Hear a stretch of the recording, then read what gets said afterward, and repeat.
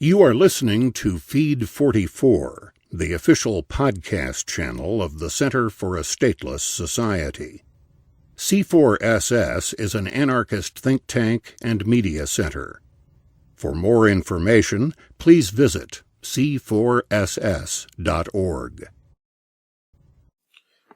Altruism in Nepal by Grant A. Mincy, posted on c4ss.org on April 30th, 2015, and read by Erick Vasconcelos. A 7.8 magnitude earthquake has devastated Nepal. Buildings, old and new, have crumbled. Older brick and wood homes are almost exclusively reduced to rubble. In an interview with The Guardian, Vasconcelos, a local sociologist, describes the situation. Outside Kathmandu, it's the rural poor, but in the city, it's the people in the older precarious housing. It's obvious, the wealthier you are, the stronger the house you have.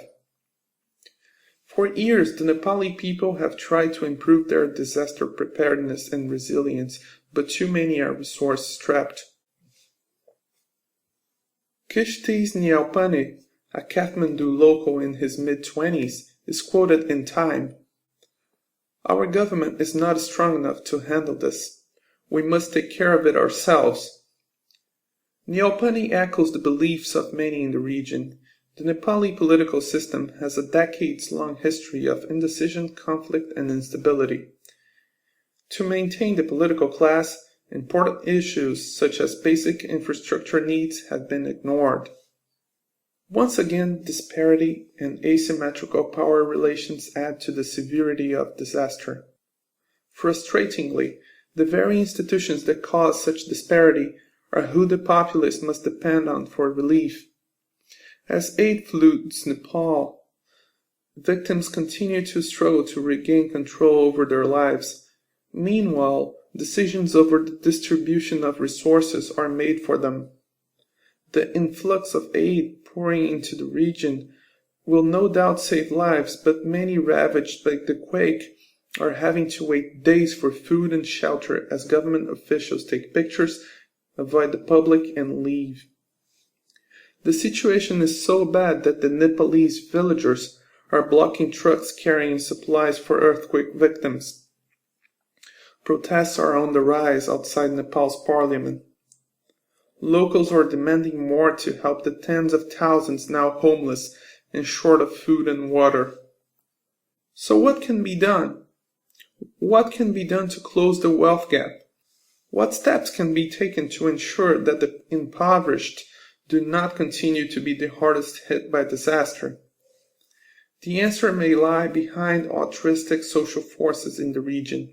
In an interview with the Associated Press, a local talks of his frustration with the government, stating, "Only the other villagers, who have also lost their homes, are helping me, but we get nothing from the government." In the wake of calamity, there is no mass violence, no survival of the fittest mentality, but instead a beautiful mutualism. Altruism is alive and well, a part of human nature. The Nepalese are huddling together at night to keep warm, sharing blankets, food, water, and more. Scholarly research shows such selfless behavior is common after a disaster.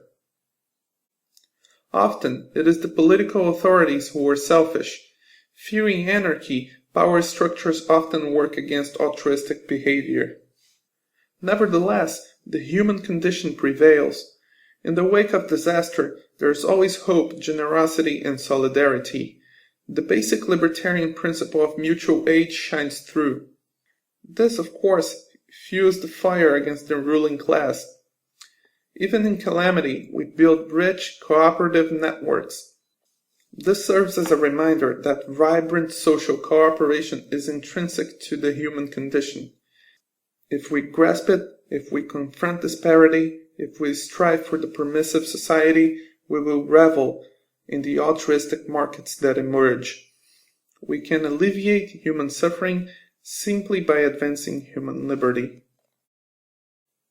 You've been listening to Feed 44, the official podcast channel of the Center for a Stateless Society. C4SS is an anarchist think tank and media center. For more information, please visit c4ss.org.